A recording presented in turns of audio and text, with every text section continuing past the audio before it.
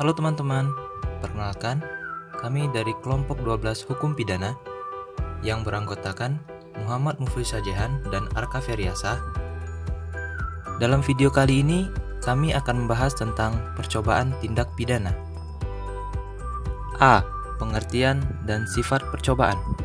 Percobaan melakukan kejahatan diatur dalam buku 1 tentang aturan umum bab 4 pasal 53 ayat 1 dan 54 KUHP. Adapun bunyi dari pasal tersebut sebagai berikut. Pasal 53 ayat 1. Mencoba melakukan kejahatan dipidana jika niat untuk itu setelah ternyata dari adanya permulaan pelaksanaan dan tidak selesainya pelaksanaan itu, bukan semata-mata disebabkan karena kehendaknya sendiri. Pasal 54. Mencoba melakukan pelanggaran tindak pidana. Tidak semua percobaan terhadap kejahatan dapat dipidana. Ada percobaan terhadap kejahatan-kejahatan tertentu tidak dapat dipidana. Misalnya, 1. Percobaan duel atau perkelahian tanding, pasal 184 ayat 5. 2. Percobaan penganiayaan ringan terhadap hewan, pasal 32 ayat 4. 3. Percobaan penganiayaan biasa, pasal 351 ayat 5. 4. Percobaan penganiayaan ringan, pasal 352 ayat 2. B. Dasar patut dipidananya percobaan. 1. Teori subjektif.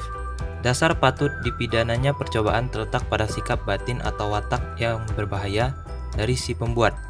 Apabila sudah ada niat, maka ada perbuatan pelaksanaan. Termasuk penganut teori ini ialah Van Hamel. 2. Teori objektif.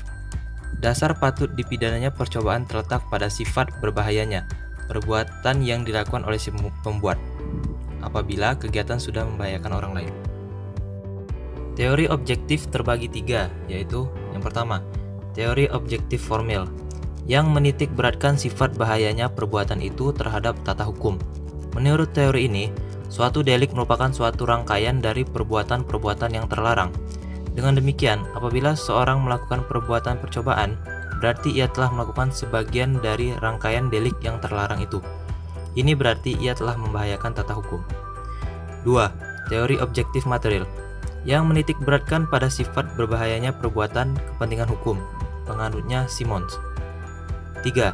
Teori campuran. Teori ini melihat dasar patut dipidananya percobaan dari dua segi, yaitu sikap batin pembuat yang berbahaya atau segi subjektif, dan juga sifat berbahayanya perbuatan atau segi objektif. C. Unsur-unsur percobaan. Yang pertama, adanya niat.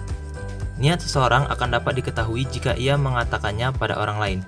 Namun, niat itu juga dapat diketahui dari tindakan atau perbuatan yang merupakan permulaan dari pelaksanaan niat. Oleh karena itu, dalam percobaan, niat seseorang untuk melakukan percobaan dihubungkan dengan permulaan pelaksanaan. 2. Adanya permulaan pelaksanaan.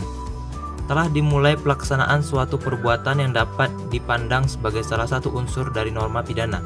Misalnya, kehendak mencuri atau mengambil barang milik orang lain mulai diwujudkan, misalnya telah memasuki rumah atau pencopet telah memasukkan tangan ke kantong orang yang hendak dicopet. 3. Keadaan, yakni tidak selesainya pelaksanaan bukan karena keinginan dalam dirinya. Kejahatan yang telah dimulai pelaksanaannya oleh seseorang tersebut akhirnya tidak selesai yang disebabkan oleh sesuatu yang di luar dirinya atau bukan atas kehendak sendiri. Misalnya, A hendak mencuri di rumah P. Setelah dia matinya, A berencana masuk ke rumah P melalui jendela samping yang nampaknya mudah dirusak. Demikianlah, A mulai melaksanakan aksinya. Namun, pada saat merusak jendela rumah, petugas ronda malam mempergokinya sehingga ditangkap. D. Pogging yang tidak mungkin. Pogging tidak mungkin terdapat apabila seseorang telah melakukan perbuatan yang dikehendaki untuk menyelesaikan kejahatan. Akan tetapi, kejahatan itu tidak dapat terselesaikan dikarenakan percobaan untuk melakukan kejahatan yang dilakukan dengan sarana yang tidak memiliki potensi untuk menimbulkan akibat. Tidak mungkinnya atau tidak dapatnya kejahatan itu diselesaikan dapat disebabkan oleh objeknya, akan tetapi juga mungkin dengan sasarannya. Ketidakmampuan itu dapat dibagi menurut sifatnya, yaitu pertama, mutlak tidak mampu, kedua, relatif tidak mampu. 1. Percobaan tidak mampu karena objeknya tidak sempurna, yang dibedakan antara A. objek yang tidak sempurna absolut. Melakukan perbuatan untuk mewujudkan suatu kejahatan mengenai objek tertentu yang ternyata tidak sempurna, dan oleh karena itu, maka kejahatan tidak terjadi dan tidak mungkin dapat terjadi. Contohnya, membunuh mayat. B. Objek yang tidak sempurna relatif. Melakukan perbuatan yang ditujukan untuk mewujudkan kejahatan tertentu pada objek tertentu, yang pada umumnya dapat tercapai, tetapi dalam keadaan khusus tertentu objek tersebut menyebabkan kejahatan tidak terjadi. Contohnya, membobol berangkas yang kebetulan sedang tidak ada isinya. 2. Percobaan tidak mampu karena alatnya yang tidak sempurna dibedakan antara A. Alatnya yang tidak sempurna absolut. Melakukan perbuatan dengan maksud mewujudkan kejahatan dengan menggunakan alatnya yang tidak sempurna mutlak, maka kejahatan itu tidak terjadi dan tidak mungkin terjadi. Perbuatan ini tidak dapat melahirkan tindak pidana. Syarat-syarat yang telah ditentukan dalam pasal 53 ayat 1 tidak mungkin ada dalam alat yang tidak sempurna mutlak. Contoh, menembak orang dengan senjata api yang tak berpeluru. B. Alatnya yang tidak sempurna relatif. Melakukan perbuatan dengan maksud mewujudkan kejahatan dengan menggunakan alat yang tidak sempurna relatif, artinya kejahatan dapat terjadi dan dapat dipidana. Contoh, meracuni orang dengan dosis kurang. Sanksi terhadap percobaan.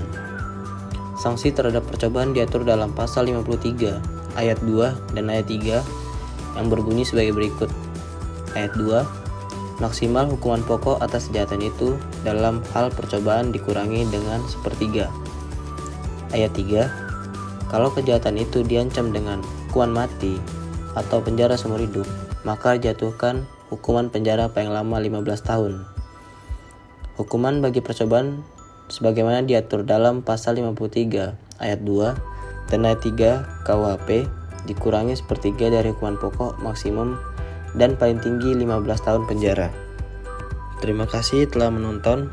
Apabila ada kesalahan mohon dimaafkan.